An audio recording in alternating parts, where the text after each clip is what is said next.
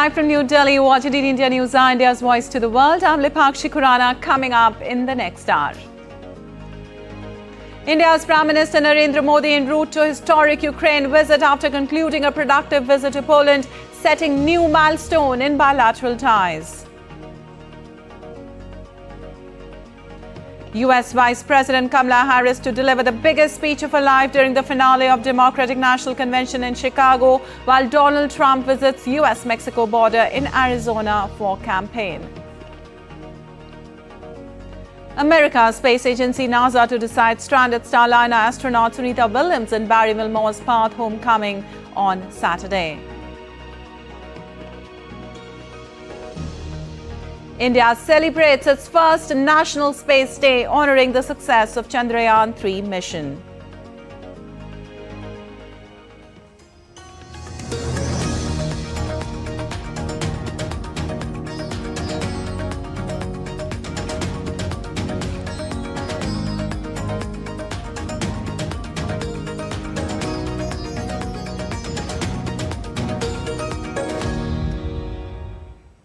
Well, after concluding his productive two-day visit to Poland, India's Prime Minister Narendra Modi embarked on a historic visit to Ukraine. PM Modi is visiting Ukraine at the invitation of President Volodymyr Zelensky. It will be the first ever visit by an Indian Prime Minister to Ukraine after establishing diplomatic ties in 1992. The Prime Minister is travelling to Kyiv from Poland in a Rail Force One train. The return trip will also be of the same duration.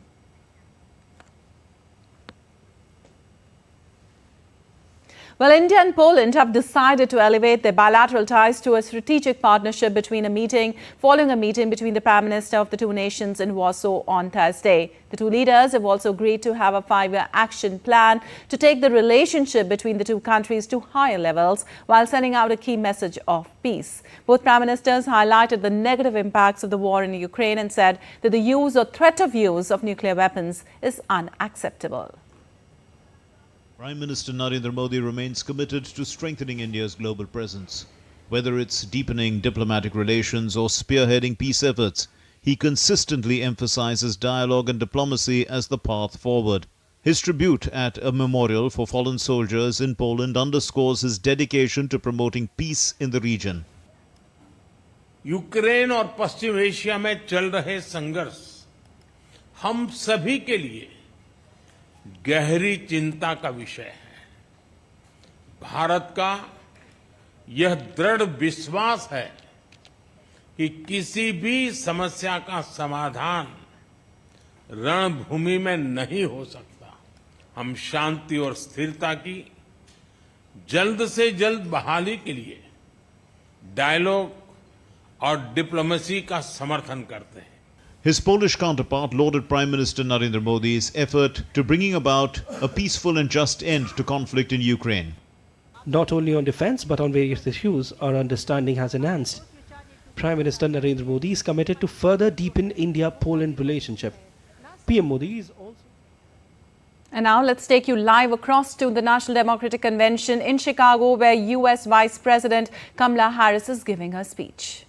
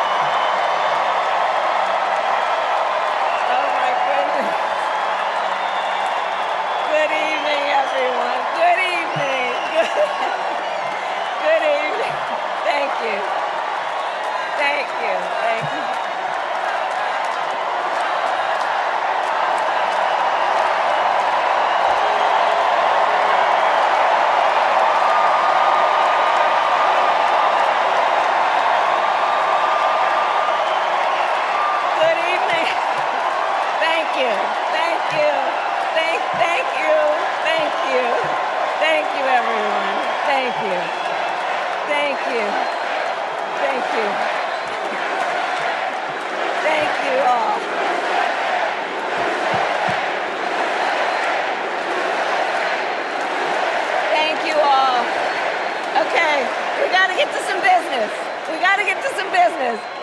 Okay. Thank you all. Okay. Thank you, thank you, thank you, thank you, thank you. Thank you, thank you. Please, thank you, please. Thank you so very much. Thank you, everyone. Thank you, everyone. Thank you. Okay, let's get to business. Let's get to business. All right. So let me start by thanking my most incredible husband, Doug, for being an incredible partner to me, an incredible father to Cole and Ella, and happy anniversary, Dougie.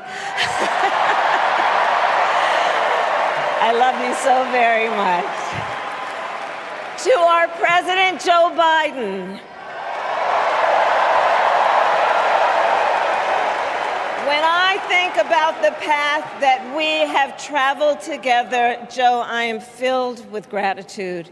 Your record is extraordinary, as history will show, and your character is inspiring. And Doug and I love you and Jill and are forever thankful to you both.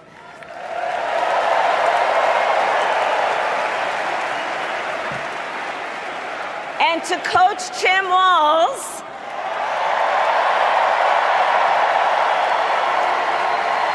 you are going to be an incredible vice president. And to the delegates and everyone who has put your faith in our campaign, your support is humbling. So, America, the path that led me here in recent weeks was no doubt unexpected. But I'm no stranger to unlikely journeys. So, my mother, our mother, Kamala Harris, had one of her own. And I miss her every day, and especially right now. And I know she's looking down smiling.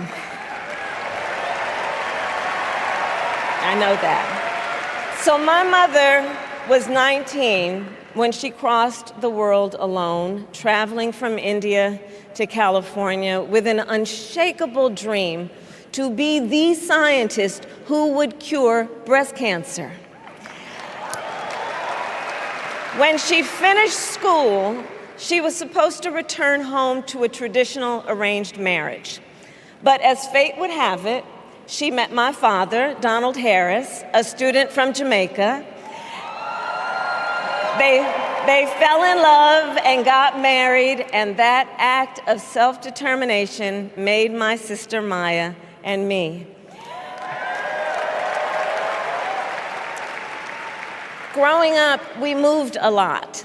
I will always remember that big Mayflower truck packed with all our belongings, ready to go to Illinois, to Wisconsin,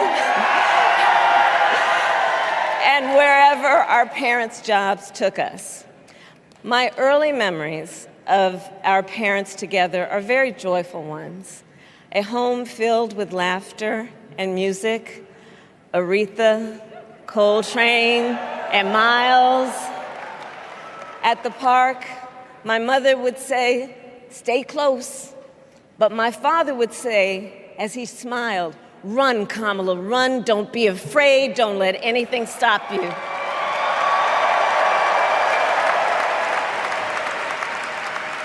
From my earliest years, he taught me to be fearless.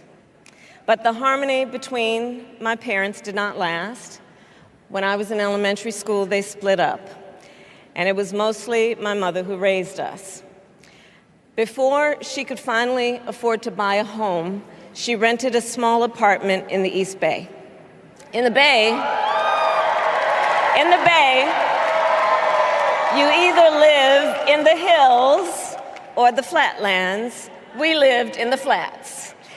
A beautiful working-class neighborhood of firefighters, nurses, and construction workers, all who tended their lawns with pride.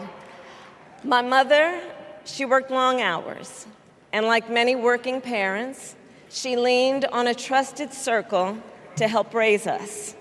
Mrs. Shelton, who ran the daycare below us and became a second mother. Uncle Sherman, Aunt Mary, Uncle Freddie, Auntie Chris. None of them family by blood, and all of them family by love.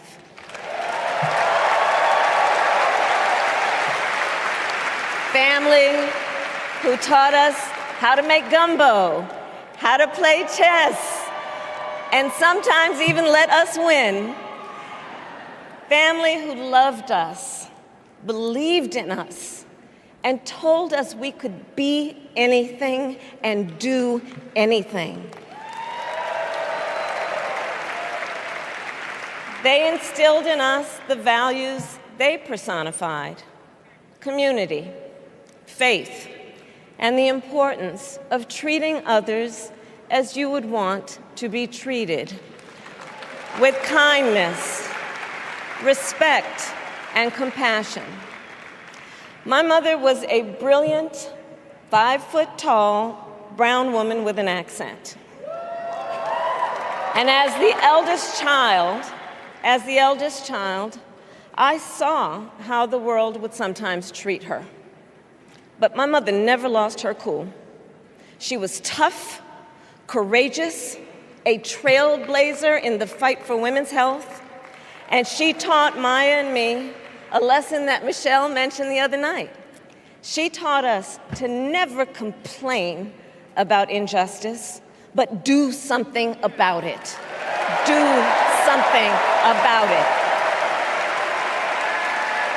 That was my mother. And she taught us, and she also taught us, and never do anything half-assed. And that is a direct quote. A direct quote. I grew up immersed in the ideals of the civil rights movement. My parents had met at a civil rights gathering, and they made sure that we learned about civil rights leaders, including the lawyers like Thurgood Marshall and Constance Baker Motley, those who battled in the courtroom to make real the promise of America. So at a young age, I decided I wanted to do that work. I wanted to be a lawyer. And when it came time to choose the type of law I would pursue, I reflected on a pivotal moment in my life. You see, when I was in high school, I started to notice something about my best friend, Wanda. She was sad at school, and there were times she didn't want to go home. So one day I asked if everything was all right, and she confided in me that she was being sexually abused by her stepfather. And I immediately told her she had to come stay with us, and she did. This is one of the reasons I became a prosecutor, to protect people like Wanda, because I believe everyone has a right to safety, to dignity, and to justice.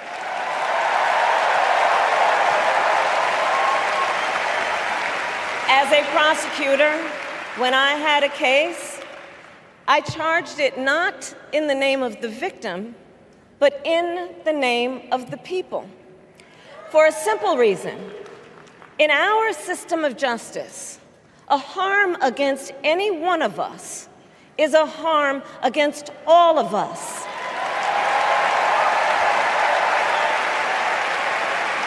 And I would often explain this to console survivors of crime, to remind them no one should be made to fight alone. We are all in this together. And every day in the courtroom, I stood proudly before a judge and I said 5 words: Kamala Harris for the people.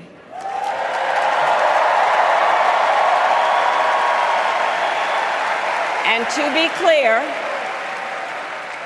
be clear, my entire career, I've only had one client, the people. And so, on behalf of the people, on behalf of every American, regardless of party, race, gender, or the language your grandmother speaks, on behalf of my mother and everyone who has ever set out on their own unlikely journey, on behalf of Americans like the people I grew up with, people who work hard, chase their dreams, and look out for one another, on behalf of everyone whose story could only be written in the greatest nation on earth, I accept your nomination to be President of the United States of America.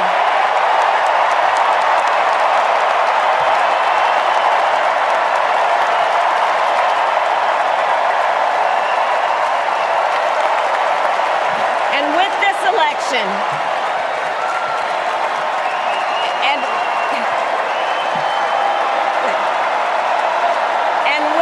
election,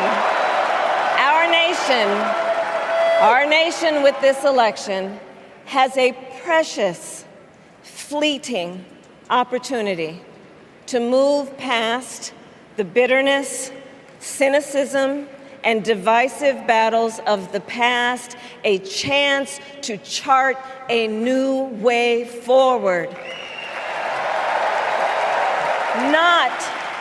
Not as members of any one party or faction, but as Americans. And let me say, I know there are people of various political views watching tonight, and I want you to know, I promise to be a president for all Americans. You can always trust me to put country above party and self, to hold sacred America's fundamental principles, from the rule of law to free and fair elections to the peaceful transfer of power.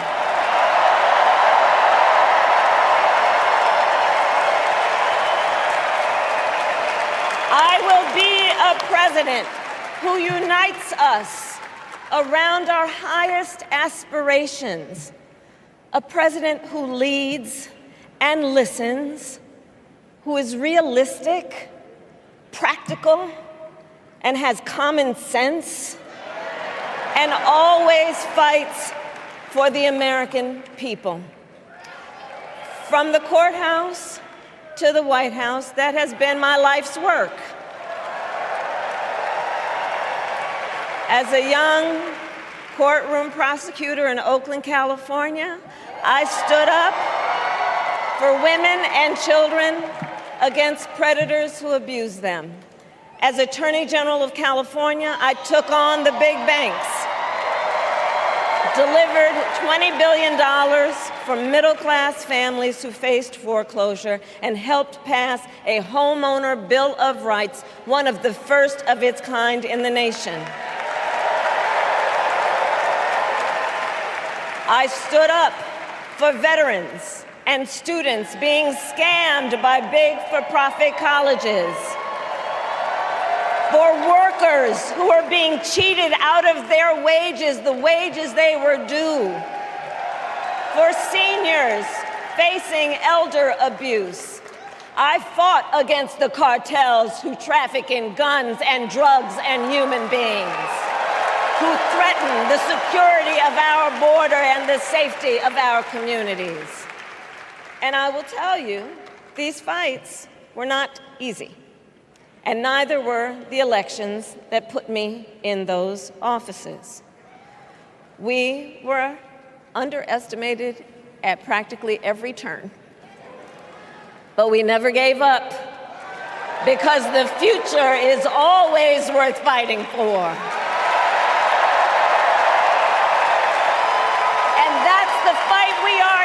Right now, a fight for America's future.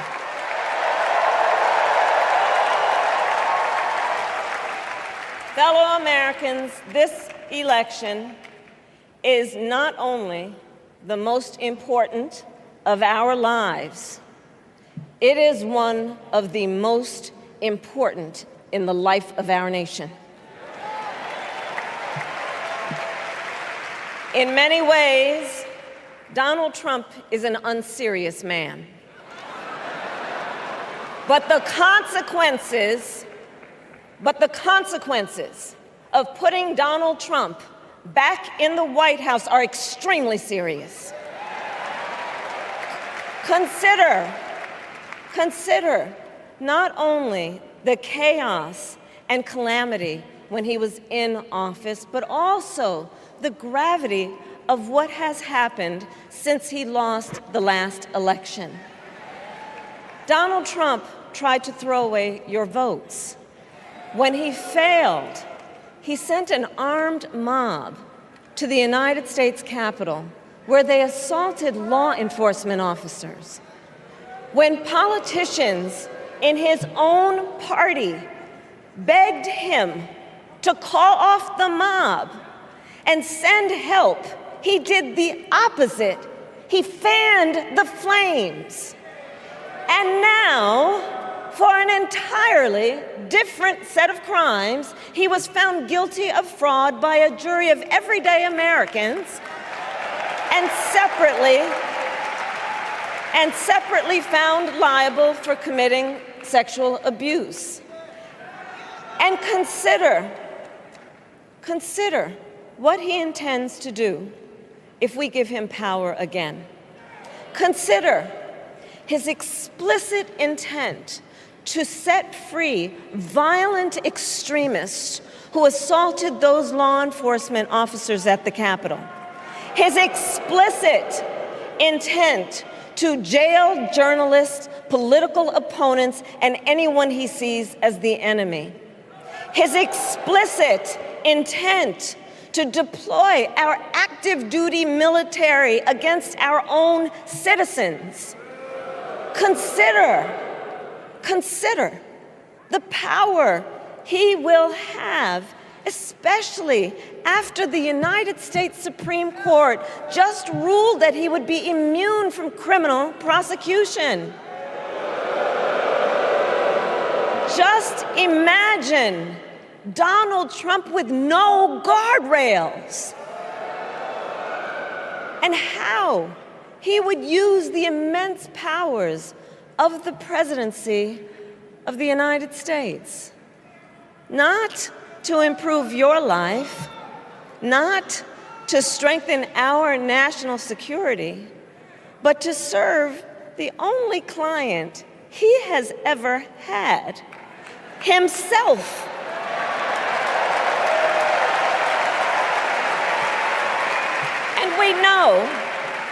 And we know what a second Trump term would look like. It's all laid out in Project 2025, written by his closest advisors, and its sum total is to pull our country back to the past. But America, we are not going back. We are not going back. We are not going back. We are not going back to when Donald Trump tried to cut Social Security and Medicare. We are not going back to when he tried to get rid of the Affordable Care Act, when insurance companies could deny people with pre-existing conditions. We are not going to let him eliminate the Department of Education that funds our public schools. We are not going to let him end programs like Head Start that provide preschool and childcare for our children. America, we are not going back.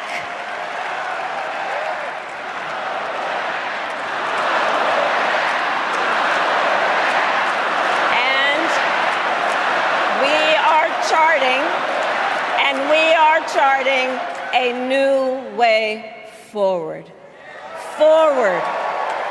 To a future with a strong and growing middle class, because we know a strong middle class has always been critical to America's success. And building that middle class will be a defining goal of my presidency.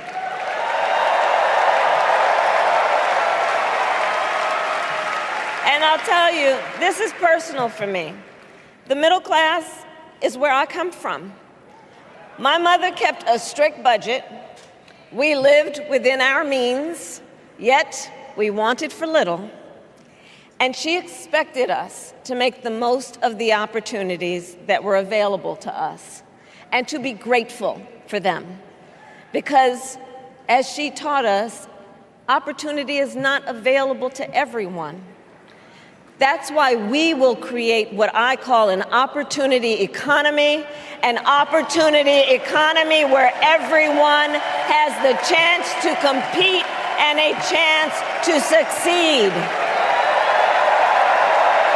Whether you live in a rural area, small town, or big city. And as president, I will bring together labor and workers and small business owners and entrepreneurs and American companies to create jobs, to grow our economy, and to lower the cost of everyday needs like health care and housing and groceries. We will provide access to capital for small business owners and entrepreneurs and founders. And we will end America's housing shortage and protect Social Security and Medicare.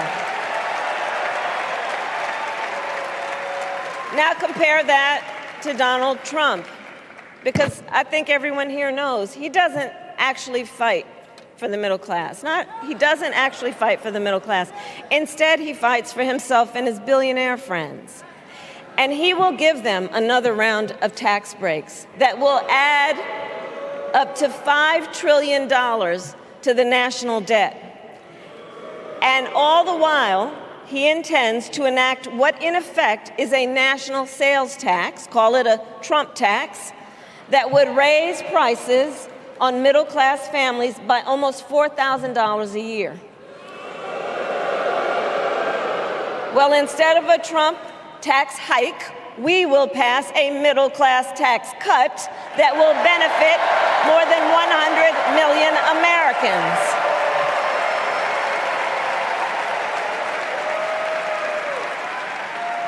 Friends, I believe America cannot truly be prosperous unless Americans are fully able to make their own decisions about their own lives, especially on matters of heart and home. But tonight, in America, too many women are not able to make those decisions. And let's be clear about how we got here. Donald Trump handpicked members of the United States Supreme Court to take away reproductive freedom. And now he brags about it. In his words, quote, "I did it and I'm proud to have done it," end quote. Well, I'll tell you, over the past 2 years, I've traveled across our country, and women have told me their stories. Husbands and fathers have shared theirs. Stories of women miscarrying in a parking lot, developing sepsis, losing the ability to ever again have children, all because doctors are afraid they may go to jail for caring for their patients. Couples just trying to grow their family, cut off in the middle of IVF treatments. Children who have survived sexual assault, potentially being forced to carry a pregnancy to term. This is what's happening in our country because of Donald Trump. And understand, he is not done. As a part of his agenda, he and his allies would limit access to birth control, ban medication abortion, and enact a nationwide abortion ban with or without Congress. And get this, he plans to create a national anti-abortion coordinator and force states to report on women's miscarriages and abortions. Simply put, they are out of their minds.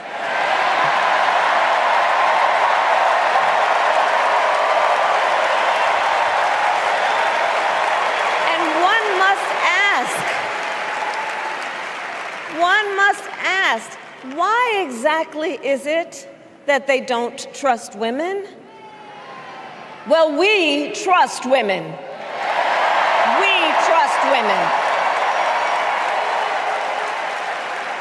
And when Congress passes a bill to restore reproductive freedom, as President of the United States, I will proudly sign it into law.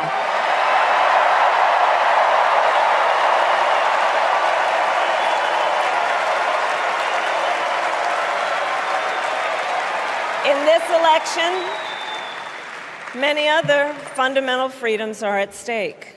The freedom to live safe from gun violence in our schools, communities, and places of worship. The freedom to love who you love openly and with pride.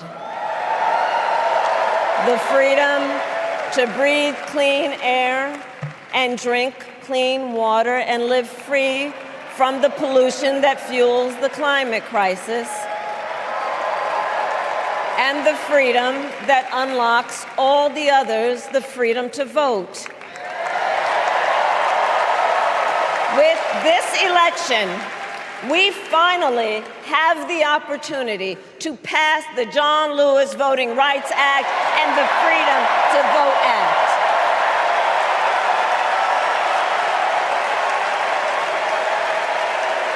And let me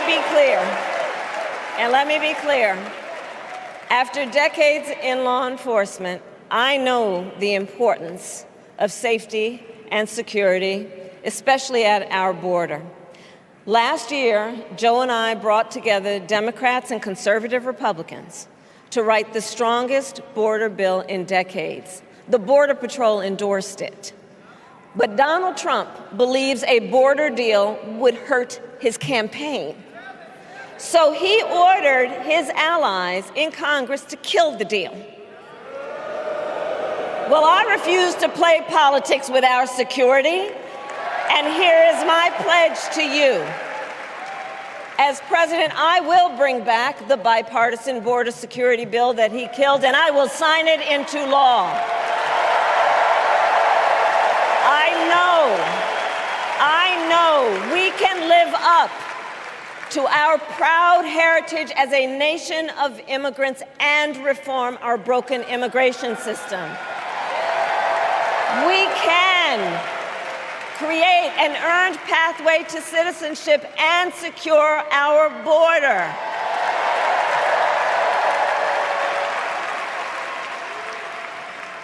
And America, we must also be steadfast in advancing our security and values abroad. As Vice President, I have confronted threats to our security, negotiated with foreign leaders, strengthened our alliances, and engaged with our brave troops overseas. As Commander-in-Chief, I will ensure America always has the strongest, most lethal fighting force in the world. And I will fulfill our sacred obligation to care for our troops and their families, and I will always honor and never disparage their service and their sacrifice.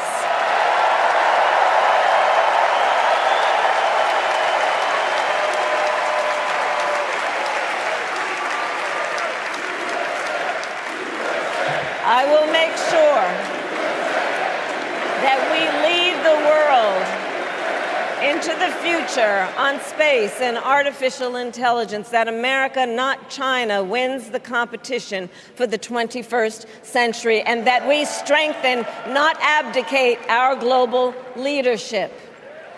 Trump, on the other hand, threatened to abandon NATO.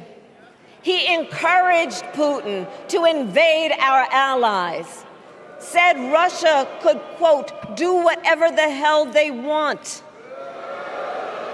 5 days before Russia attacked Ukraine, I met with President Zelensky to warn him about Russia's plan to invade. I helped mobilize a global response, over 50 countries, to defend against Putin's aggression.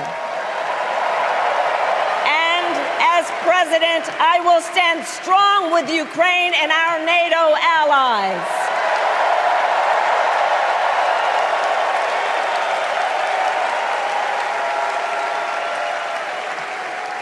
With respect to the war in Gaza, President Biden and I are working around the clock because now is the time to get a hostage deal and a ceasefire deal done.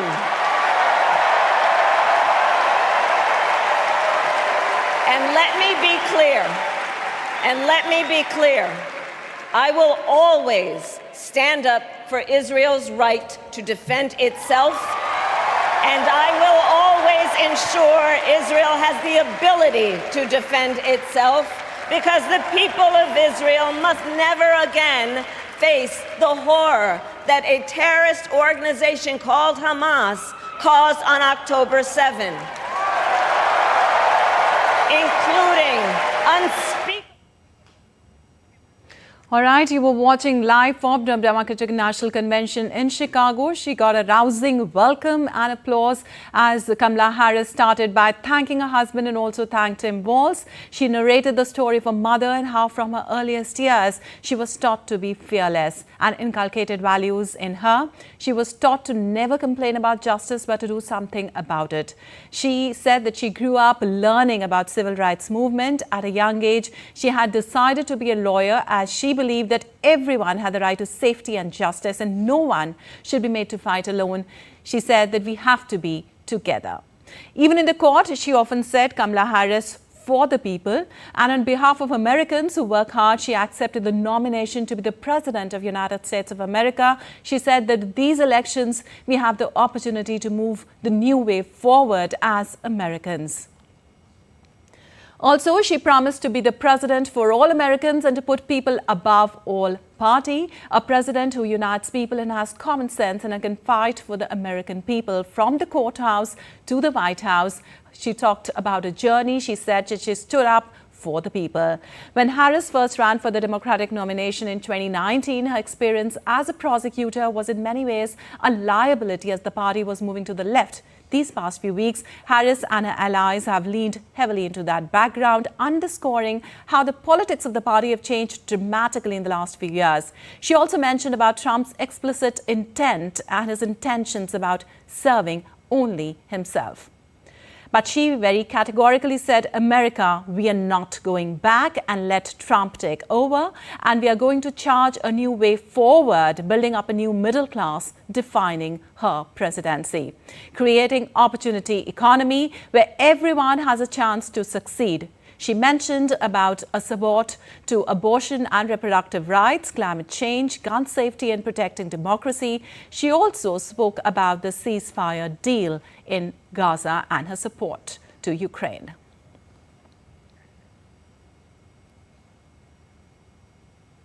And for more, we have Caroline joining us from Washington on this. Well, Caroline, the most electrifying speech there. Kamala Harris accepted the Democratic Party's nomination formally today, the final day of the convention. She outlined a vision and policy agenda for America. What were the highlights?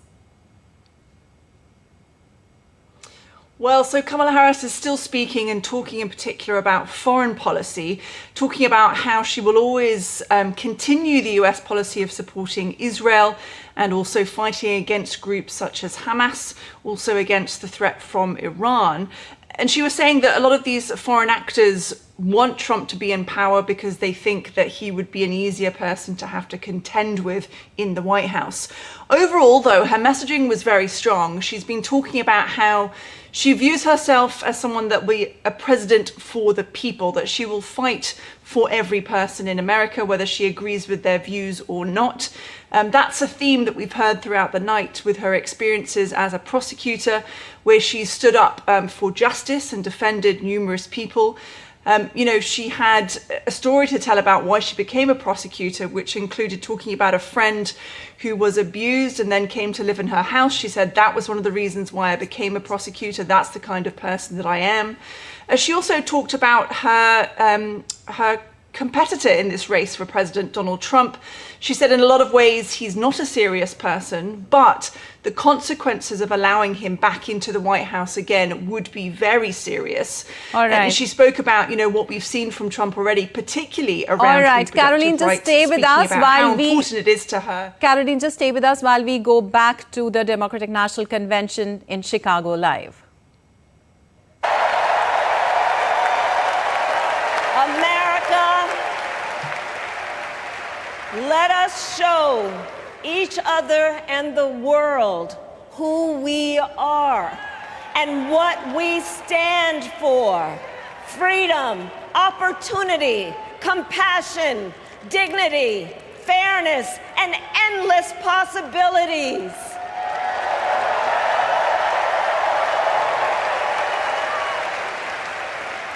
We are the heirs to the greatest democracy in the history of the world. And on behalf of our children and our grandchildren and all those who sacrificed so dearly for our freedom and liberty, we must be worthy of this moment. It is now our turn to do what generations before us have done, guided by optimism and faith, to fight for this country we love, to fight for the ideals we cherish, and to uphold the awesome responsibility that comes with the greatest privilege on earth, the privilege and pride of being an American.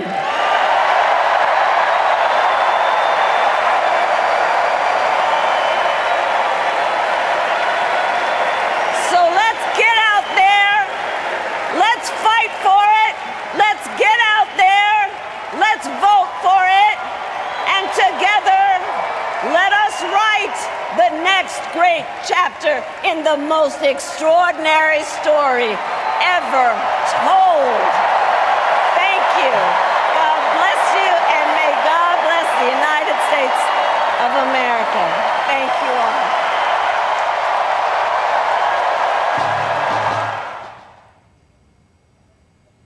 Kamala Harris there speaking about how to write the new chapter for America. Caroline is with us. Caroline, freedom, opportunity and endless possibilities. Kamala Harris mentioned it was their turn to fight for the ideals America cherishes. Quite a positive atmosphere at the convention day for today. Give us the takeaways from the entire convention, for the theme being For Our Future. So yes, we have just heard from Kamala Harris there now, who is the official nominee for the Democratic Party to go forward and compete in this presidential election. And she really framed it tonight as this being a fight that will define the future of the United States, that will define the future for all the voters in the US. She spoke about how she will be a president for all people and not just some of them. She contrasted that with how she views her competitor Donald Trump, who she said is only in the fight for himself. He's only protecting other rich people, other billionaires, whereas she will protect all people even if she doesn't share their views. She spoke in particular very strongly about her time as a prosecutor. She referenced why she became a prosecutor, because of hearing the story from a friend who'd been abused, who she then got to stay in her home. She spoke very strongly about her mother, who was an immigrant from India, who came to the United States for an education and ended up staying. She said how she learned from her mother about protecting women's health. And of course, we know Kamala Harris has been fighting for women's rights, women's protective rights in the last few years as her time in office in the White House as vice president. She spoke in particular about the threat of Donald Trump being back in the White House again, if that were to happen, in reference to, abortion rights and how those have been repealed across the US. And she said that's something that she will strongly stand against. She also spoke about the border. That is a hot topic in the United States and has been a theme in particular of Republicans over the last few weeks and months. She said she will, if Congress passes it, she'll put back the bipartisan border bill that helps in some ways to strengthen the security and the patrols to help people at the border. But she said at the same time, we will still be a country accepting immigrants. And that's where the policies definitely differ among Democrats. She also spoke about the concerns of gun violence. We heard on the stage in particular on Thursday night from Gabby Giffords, who is a very famous victim of gun crime. At the time, she was thought to have died and then potentially not be able to speak or even walk afterwards. She was there on the stage tonight speaking, and it gave a very emotional moment for people watching to be able to see her speak and talk about the importance of protecting against gun violence. Harris also talked about the freedom to vote. She spoke in particular about laws she'd like to pass to ensure that all Americans continue to have freedom to vote, and that in reference there to supporting minorities, particularly in the United States. She said ultimately, we're a nation of immigrants. We need to fix the border issues. We need to fix the economy. That is something that she spoke about, in particular, helping through policies to help the middle class. She said lifting up more than 1 million Americans with what she will decide to do. She had a very serious message in some ways, but also there was some hope and some joy that she brought across. And we heard that from previous speakers throughout the week. People talking about how this is a turning point in the United States, how they now have hope because they have seen Kamala Harris in practice. She has the experience and they believe in her as someone that can do the job and bring the US into essentially better times. But she really left tonight, showing everyone on that stage and in the room watching her, and the millions watching, on the television and around the world, who she is as a person, and some hint about the kind of policies that she might have if she was to be the president. That's something that's been lacking so far, but we've certainly heard some of it tonight, and with a very strong message.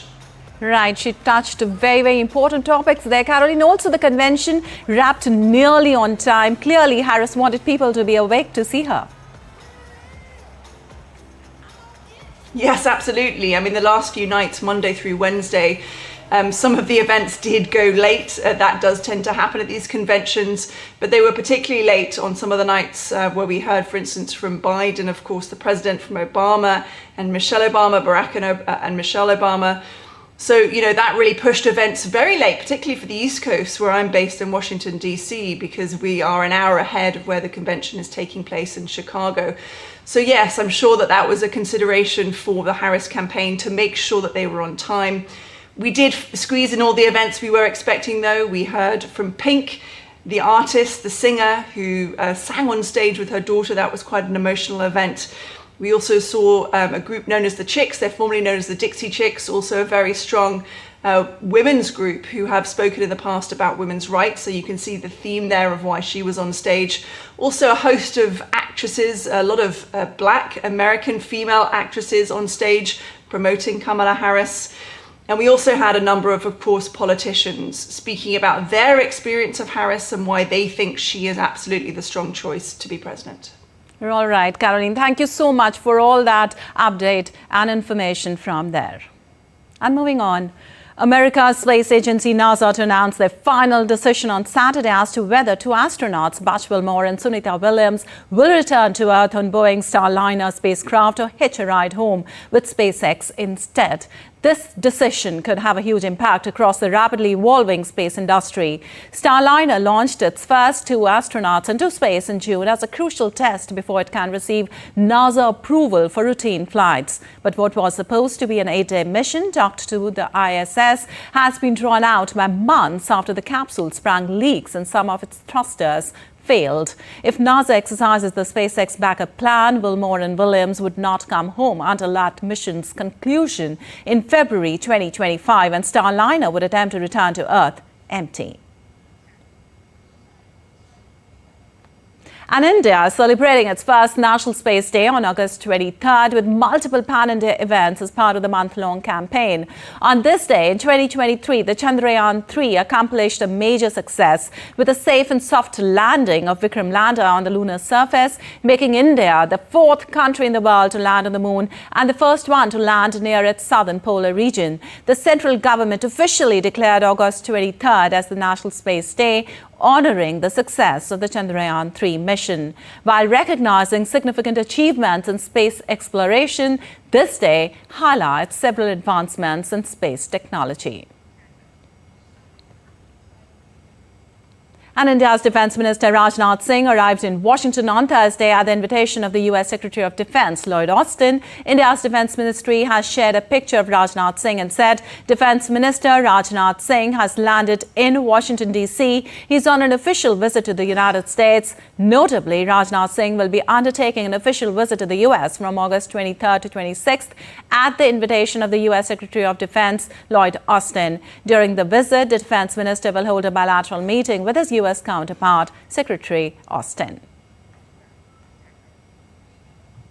And India's Central Bureau of Investigation has submitted a status report in the country's apex court in its probe into the rape and murder of a woman doctor at a Kolkata hospital in India's eastern state of West Bengal. Junior doctors protesting over the rape and murder of their colleague at Kolkata's R.J. Kar Medical College and Hospital on Thursday night said that they would continue agitation since the Supreme Court's observation and a submission by Central Bureau of Investigation seized work of resident doctors in West Bengal is continuing. Meanwhile, the required court permission for polygraph test of accused Sandeep Ghosh and 4 other doctors has been received by CBI. It is expected to take place today. And now let's take a look at other stories making news today. The Food Safety and Standards Authority of India, FSSAI, has directed all food businesses, including e-commerce food business operators, to remove claims of A1 and A2 types from the packaging of milk and milk products. A1 and A2 are different categories of milk based on the types of proteins they contain. As India gears up to celebrate Lord Krishna's birthday, a grand lamb donation camp was organized in Vrindavan in North Indian state of Uttar Pradesh. Krishna Janmashtami is a significant Hindu festival that celebrates the birth of Krishna, the 8th avatar of Vishnu. While you're watching DD India News Hour, time now for some sports news. Star Indian javelin thrower Neeraj Chopra secured second spot as he registered a season-best throw of 89.49 metres at the Lausanne Diamond League 2024 on Thursday night. This was in Chopra's first competitive appearance since he bagged silver for India at the Paris Olympics 2024. The 26-year-old was edged out by Grenada's Anderson Peters, who claimed the top spot in Switzerland with a mammoth throw of 90.81 metres. Meanwhile, Julia Weber of Germany came in third on the day with a best throw of 87.08 metres. The top 6 javelin throwers in the season standings qualify for the final in Belgium, slated to be held on the 14th of September. And 4 Indian women wrestlers on Thursday became the Under-17 World Champions in their respective categories, stamping their class in the Under-17 World Wrestling Championship 2024. Aditi Kumari emerged a champion in the 43 kg, blanking Maria Luisa Kikaka of Greece 7-0 in the title clash. In the 57 kg final, Neha overpowered Japan's Sosu Suesi as she stood out with a double-leg attacks. In the 65 kg final, Pulkit faced Daria Frolova, who is competing as a neutral athlete and a 1-6-3. Mansi Lather clinched the top podium spot after beating Hannah Perskava in the 73 kg final. Moreover, India also won 2 bronze medals in Greco-Roman style, with Ronak Dahaya and Sainath Parthi ending on the podiums.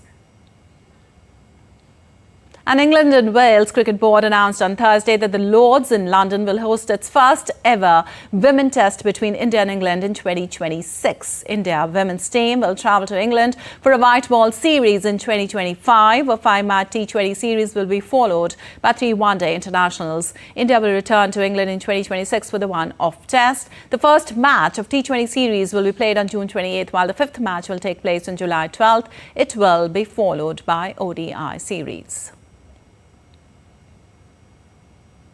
And in tennis, US Open organizers have confirmed that Tunisian player Ons Jabeur has pulled out of the tournament after facing an injury-riddled season.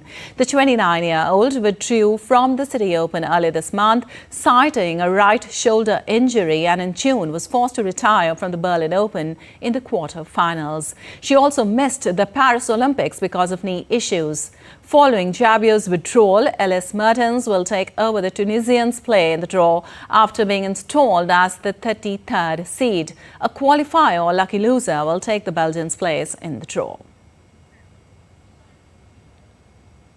And the Board of Control for Cricket in India and England and Wales Cricket Board on Thursday announced the fixtures of India's 2-month-long tour to England in 2025. India will play 5 Test match series from June to August spread across London, Headingley, Birmingham and Manchester, marking the start of a fresh World Test Championship cycle. India yet to win a Test series in England since 2007. They came close 3 years ago in 2021, but it ended in a 2-2 draw. The series was suspended after 4 Test matches with India leading to 1 due to COVID-19 outbreak in the Indian camp. The last match was then played in 2022, which England won by 7 wickets. Leeds will host the first Test match from June 20th, while Edgbaston will host the second Test 8 days later from 2nd of July. The third Test match will be played at the iconic Lords from 10th of July. Old Trafford will play host to 4th Test match from July 23rd. And the last Test match will take place at the Ovals in London from the 31st of July. All right, that's all for this edition of DD India News Hour. But let us know your thoughts on the news of the day. For those on the go, you can get all the latest news and updates from India and across the world on the DD India mobile app. The app is available on both Android and iOS platforms. Scan the QR code on the screen to download now. We'll be back with more news as it breaks here on DD India. I'm Lipakshi Khurana from all of us here in Delhi. Thanks for watching DD India News Hour.